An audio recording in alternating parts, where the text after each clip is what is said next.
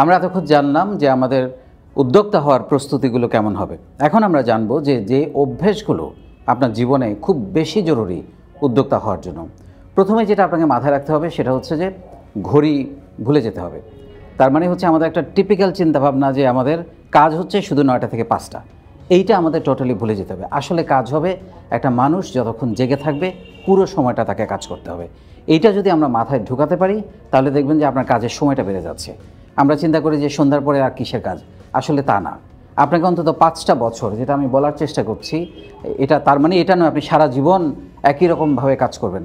5 থেকে 7টা বছর যদি আপনি 9টা 5টা ভুলে যান তাহলে আপনার জীবনে আর পিছনে ফিরে তাকাতে হবে না। কারণ হচ্ছে এইটাই হচ্ছে ইনভেস্টমেন্টের সময়। এই সময়টাকে যদি আপনি ইনভেস্টমেন্ট হিসাবে লাগিয়ে দেন তাহলে দেখবেন যে আপনার জীবনের গতি পাল্টে যাবে। এরকম কোনো ভাববার কারণ নেই যে আমরা যে উদ্যোগটাই হাতে নিব সেটাই সফল হবে। আপনি 5টা বা 10টা উদ্যোগ আপনি সাথে নিয়েছেন, দেখা যাবে যে হয়তো 1টা বা 2টা সফল হয়েছে, বাকিগুলো ফেল করেছে। কিন্তু এই অসফলতার মধ্য দিয়ে যে আপনি এক্সপিরিয়েন্স গেদার করবেন সেটা আপনাকে অনেক দূর নিয়ে যাবে এবং সেটা হয়তো আপনাকে সর্বশেষ যে উদ্যোগটা নিয়েছেন সেখানে অনেক বেশি সফল করে তুলবে।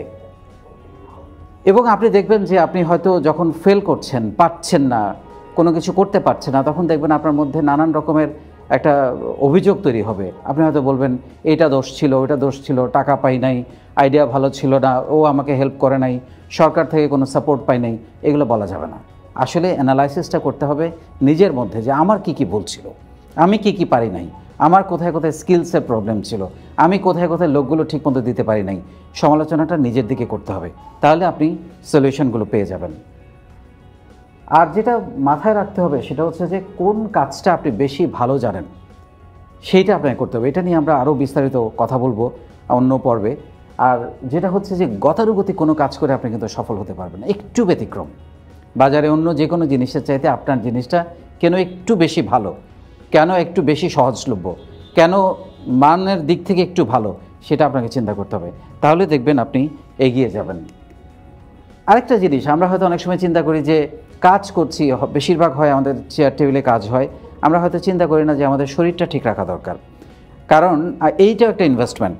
আপনি যদি প্রতিদিন সন্ধ্যায় বা সকালে 1 ঘন্টা বা 45 মিনিট কমপক্ষে হাঁটার চেষ্টা করেন তাহলে আপনার কাজের এনার্জি অনেক বেড়ে যাবে। আপনি কখনো টায়ার্ড হবেন না।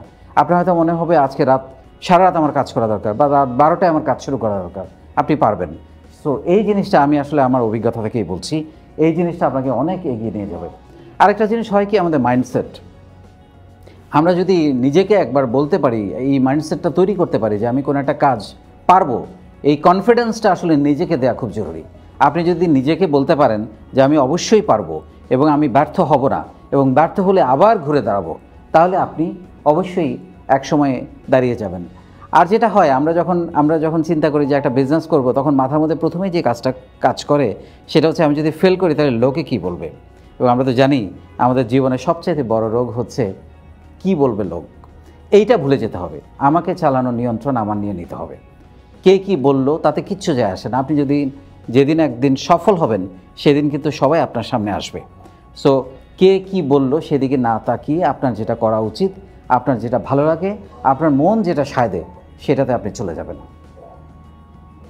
আরেকটা জিনিস হচ্ছে যে মন ভালো রাখা কাজ করার জন্য খুবই গুরুত্বপূর্ণ একটা বিষয়। আপনি দেখবেন এমনিতে আমরা নানান রকম বিষণ্ণতা, ডিস্টারবেন্স, প্রবলেম, যানজট, নানান কিছুর মধ্য দিয়ে আমরা যাই জীবনে।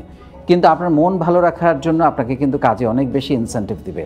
এখন মন ভালো রাখার অনেকগুলো উপায় আছে, তার মধ্যে একটা উপায় আমার কাছে খুব বেশি পছন্দ, সেটা হচ্ছে যে অন্তত সপ্তাহে একটা মানুষের বা একটা গরিব মানুষের বা একটা যাকে হেল্প করলে সে তার স্মাইল দেখে আপনার মনটা ভরে যাবে সেরকম একটা মানুষের উপকার করেন, দেখবেন আপনার কাজের গতি বেড়ে যাবে। আমি আমার একেবারে নিজের অভিজ্ঞতা থেকে কথাগুলো বলছি। সময়টা খুব গুরুত্বপূর্ণ। আমরা সময় নিয়ে এত হেলাফেলা করি, এই সময় কিন্তু একদিন আর আপনাকে সময় দেবে না। সো এটা খুবই মাথায় রাখা দরকার।